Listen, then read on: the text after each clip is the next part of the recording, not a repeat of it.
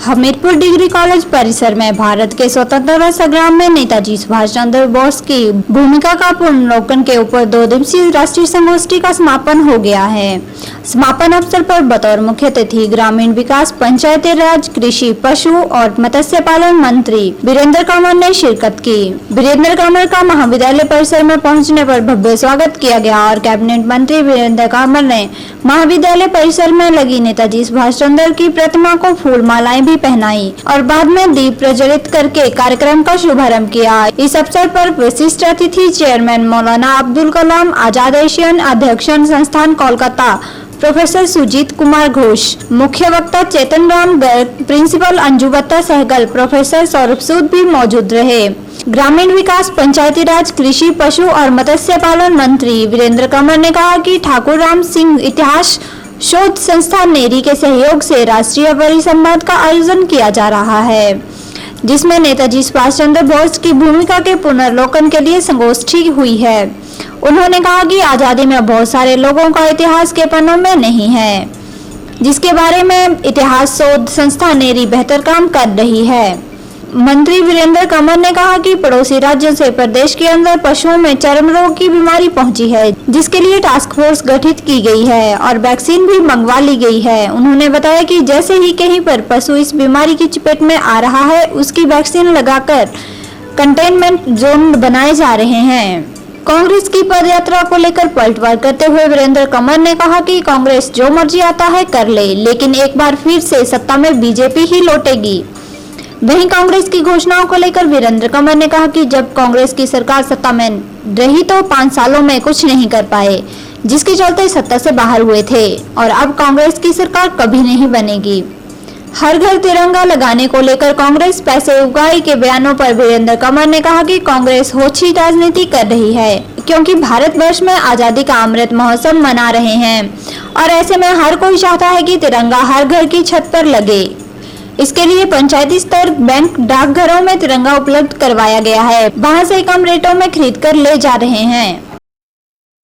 पड़ोसी राज्यों से ये बीमारी जो है वो हमारे प्रदेश के अंदर आई है और प्रदेश में हमने एक टास्क फोर्स तैयार कर दी है। हमने वैक्सीन जो है वो मंगवा ली है और जहाँ जहाँ भी हमें इसका पता चलता है तुरंत से डॉक्टर्स की टीम वहाँ पर भेज करके पहले हम उसकी जो पशु है उसको हम आइसोलेट करते हैं, ताकि ये त्वचा रोग जो है वो किसी अन्य इसमें जो है ना फैले। तो इस करके और साथ में कंटेनमेंट जोन बना करके उसको सारे पशुओं को जो है वो वहाँ पर वैक्सीन जो है वो हम लगा रहे हैं, जिसके चलते जल्दी हम इसको उनका फ़र्ज़ भी बनता है और उस अपने फ़र्ज़ को वो जो है वो निभा रहे हैं।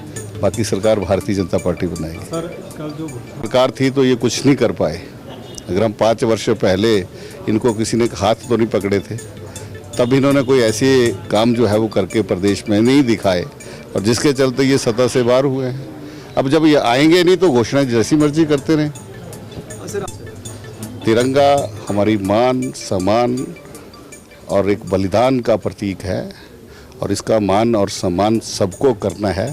कांग्रेस को इस तरह की होची राजनीति इसमें नहीं करनी है।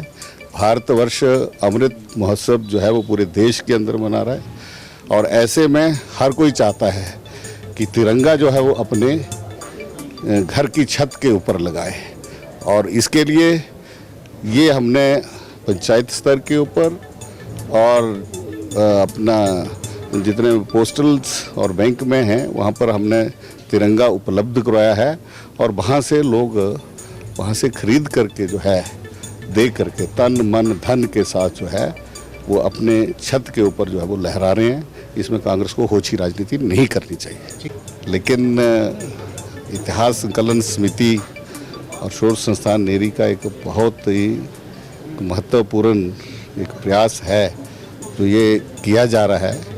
ये अमृत महोत्सव पूरे देश के अंदर मनाया जा रहा है उन हुतात्माओं के लिए कि जिन्होंने देश की आज़ादी के लिए अपने सब कुछ निछोवर कर दिया, लेकिन बहुत सारे ऐसे थे जो उस आज़ादी के जो मैं ये कह सकता हूँ का ये जो मंदिर बना उसके ये जो है वो नीम के पत्थर बन करके रह गए।